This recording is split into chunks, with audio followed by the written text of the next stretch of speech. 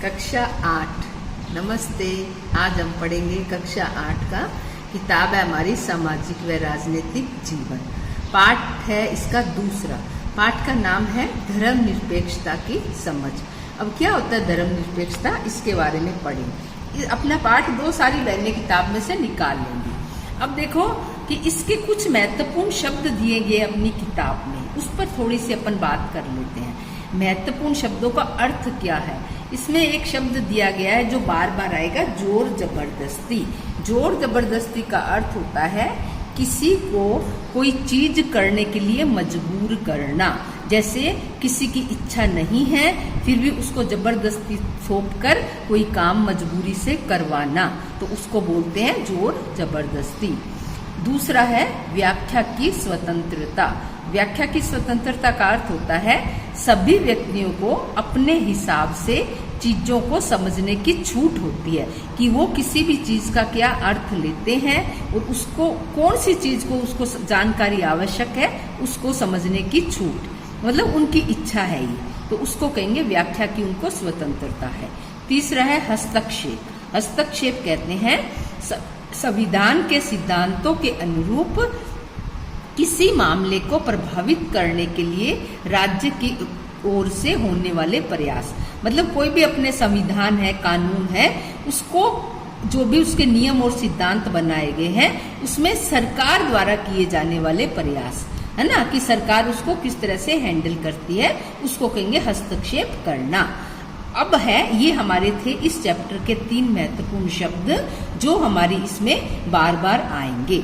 अब है हमारा कि धर्मनिरपेक्षता है क्या, उसका अर्थ क्या होता है। तो उसकी परिभाषा है भारतीय राज्य ने धर्म और राज्य की शक्ति को एक दूसरे से अलग रखने की रणनीति अपनाई है। किसको? भारतीय राज्य ने धर्म को और राज्य की शक्तियों को, जो राज्य की शक्तियां होती है जैसे चुनाव है ना, पार्टी है वो, और हम किस धर्म को मानते हैं, इन दोनों को क्या किया है, अलग अलग रखने की योजना बनाई है। धर्म को राज्य से अलग रखने की इसी अवधारणा को धर्मनिरपेक्षता कहते हैं। मतलब कि राज्य अलग चीज है ना, उसके चुनाव प्रक्रिया अलग चीज है और पार्टी बनती है वो उसी की चीज है, लेकिन जो हम धर्म मानते हैं वो अलग है, उसके लिए हम सब स्वतंत्र हैं, उसे हम कहेंगे धर्मनिरपेक्षता कहते हैं। अब आता है अगला टॉपिक कि धर्म को राज्य से अलग रखना महत्वपूर्ण क्यों है। मतलब हमारी, अब हम इस किताब की ओर चलते हैं। इस किताब में दिया गया है कि धर्म को राज्य से अलग रखना क्यों जरूरी है, तो अपने को इसके अंतर्गत देखना है इसका कारण क्या है। तो इस पहले में तो अपन ने जो शब्दों की चर्चा की थी वो है। अब इसमें हम पढ़ते हैं कि हमें लोगों के धार्मिक चुनावों के अधिकार की रक्षा करनी होती है ना। इसका अर्थ है कि देश के किसी भी व्यक्ति को एक धर्म से निकलने और दूसरे धर्म को अपनाने या धार्मिक उपदेशों को अलग ढंग से व्याख्या करने की स्वतंत्रता है। मतलब हमारे धर्म को, हम किस धर्म को अपनाते हैं, किसको हम बदलते हैं, ये हमारे ऊपर है, हमें इसकी स्वतंत्रता है। इस पर अच्छी तरह से समझने के लिए छुआछूत की प्रथा पर विचार करते हैं। मतलब उदाहरण देते हैं हम छुआछूत का।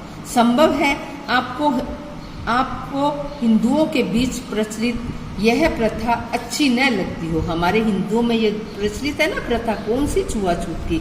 इसका मतलब है कि आप इसे बदलने की कोशिश करेंगे। हमें जो नियम अच्छे नहीं लगते हैं हम उसे बदलने की कोशिश करते हैं। लेकिन अगर राज्य की सत्ता ऐसे हिंदुओं के हाथ में है जो क्या करते हैं, छुआछूत को सही मानते हैं, तो क्या वह आसानी से इस प्रथा को बदलेंगे। इसका मतलब ये है हिंदू लोग हैं, मान लीजिए, वो कहते हैं कि छुआछूत को वो कोशिश ही नहीं करेंगे बदलने की, तो उनको लिए वो छुआछूत सही है। अगर उनके मन में ये धारणा आ जाती है कि छुआछूत सही है तो वो इसको नहीं बदलेंगे। अगर आप प्रभुत्वशाली धार्मिक समुदाय के सदस्य हैं तो भी आपको अपने समुदाय के ही दूसरे लोगों की ओर से भारी विरोध का सामना करना पड़ेगा। राज्य सत्ता पर नियंत्रण रखने वाले ऐसे सदस्य कहेंगे कि हिंदुत्व की केवल एक ही व्याख्या होती है और उसकी कोई और व्याख्या करने का तुम्हें कोई अधिकार नहीं है। मतलब हिंदुत्व ही रहेगा, इसकी हम दूसरी व्याख्या नहीं कर सकते। अब जैसे ये है ना, ये अपनी फोटो अपनी किताब में दी है, अपने सारे धर्म बताए गए हैं, मस्जिद है, मंदिर है, गुरुद्वारा है, हम सब एक है और साथ साथ हैं। तो ये हमारा क्या है, धर्मनिरपेक्षता की सही व्याख्या ये है।